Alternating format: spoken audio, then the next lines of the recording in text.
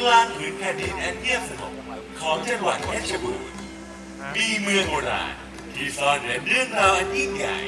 ไว้ในกาลเวลา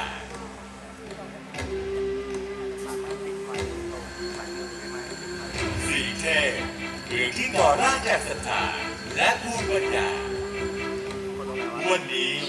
สีเทพได้รับการยกย่องจากยูเนสโกให้เป็นมรดกโลกลำดับที่ 7ของประเทศ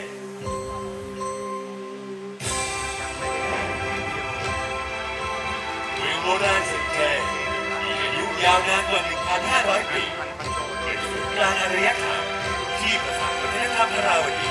และเขมรโบราณสถานสำคัญเช่นปรางสีเทพปรางสองพี่น้องและเขากลั่นนองล้วนสะท้อนถึงความรุ่งเรืองและความเชื่อของผู้คนในอดีต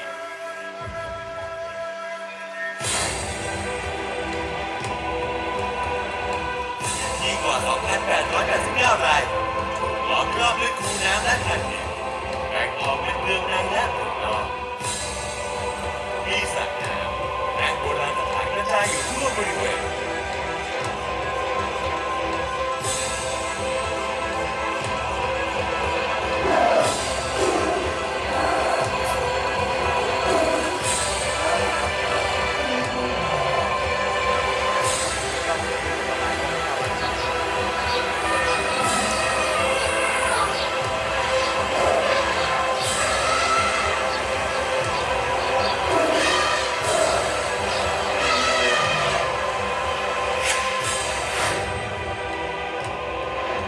ข้างนอก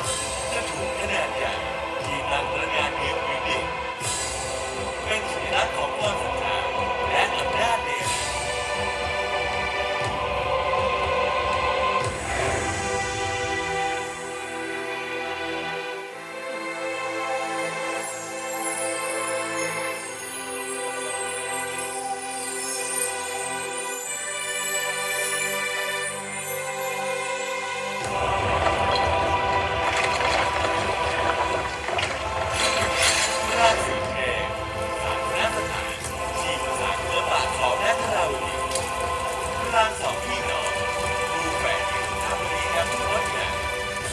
โบราณสถาน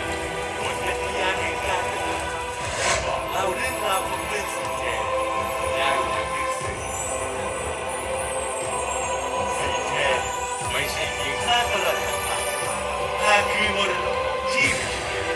เชื้อเชิญให้เราทุกคนได้สัมผัสและเรียนรู้มาร่วมกันอนุรักษ์และสืบสานคุณค่าทางวัฒนธรรมนี้เพื่อให้สีเทพมรดกโลกแห่งใหม่ของไทยยังคงมีและเล่าเรื่องราวต่อไปสู่คนรุ่นหลังตลอดไป